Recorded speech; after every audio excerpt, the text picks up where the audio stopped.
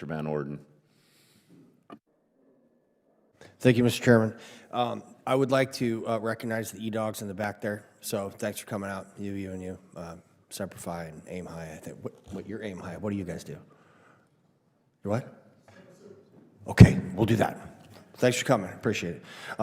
Hey, so we have to remember a couple things. We gotta use knowledge here, right, about stuff to make these very critically important decisions. I'm going to read a headline to you.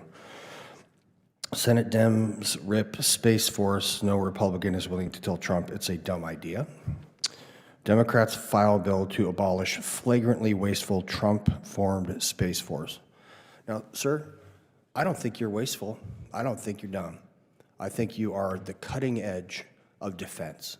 And we've clearly identified that. Your service and the fact that President Donald J. Trump established it and was openly mocked by the Democrats in the House and the Senate needs to be remembered by people in the House and the Senate and people wearing uniforms. Because I've found that when people make such incredibly grievous errors, maybe we shouldn't weigh their opinions as high as others. I'm just saying that. At Star Wars program, that shut down the Soviet Union, right? And it didn't work. We didn't have the technologies to do it. It didn't work. And so this can work. I've been to Israel several times, and they have the Iron Dome, and I think it's incredibly important that we work for the Golden Dome. And I don't share some of my colleagues' concern that this will start a nuclear war. I think that will prevent it, and it'll also help bring down, as my friend Mr. Wilson calls the war criminal Vladimir Putin, and he's absolutely right.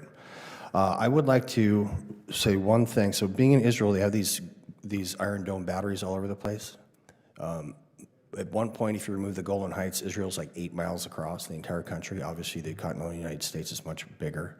So I would like to tell you right now, when you're working on this Golden Dome, and I trust that you will, I have Volk Field, and I also have Fort McCoy in the state of Wisconsin. And if we're going to be talking about putting these batteries, which are going to have to be around the country, I would like to encourage you to come look at that. Volk Field is amazing, as is Fort McCoy. So I'm offering, probably should ask them first, but if we're going to put these around, I'd like them there. Okay. What, in your opinion, sir, General Cotton, is the most effective leg of the nuclear triad? All three. Which one has the greatest potential to get warheads on foreheads without being detected? Well, it would that would be either the SLBM leg or the ICBM leg. Okay. Not the air leg. Correct. And so the Ohio class is supposed to be replaced by the Columbia class, correct?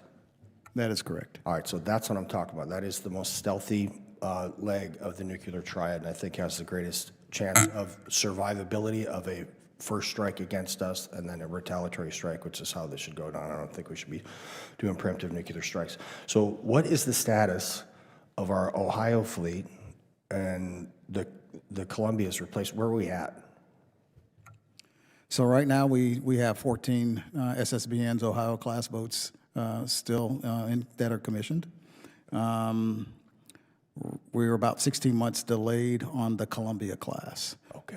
So right now what the Navy owes me is a project in which they will take what is known as PIRA, and that is an acronym that basically what we're really talking about is how do you do a SLEP or a life extension program on the 5 best hulls to extend out to cover down the shortfalls of Columbia. I want to offer you or your replacement. By the way, thank you for your service. Have fun retiring. It's going to take you 2 years to figure out you're retired. It took me that long. I'd like to offer you my letterhead and my loud mouth to talk to the Navy if they're not getting those responses back to you immediately, because this is critical. And then what is the status of the AUKUS agreement right now? Well, I'm not part of the AUKUS agreement, though, sir. So well, that is providing some nuclear submarines to Australia, right? We're pairing with UK and Australia, so it's in the same realm. It's true, but it's not SSBNs. Those are SSNs. They are, Virginia class, so that might be more relevant for Mr. Hill to answer that. Okay. So, Mr. Hill, my time has expired here, and I will get you after about that because these are critically important weapon systems. So thank you very much, gentlemen. I yield back, Mr. Chairman.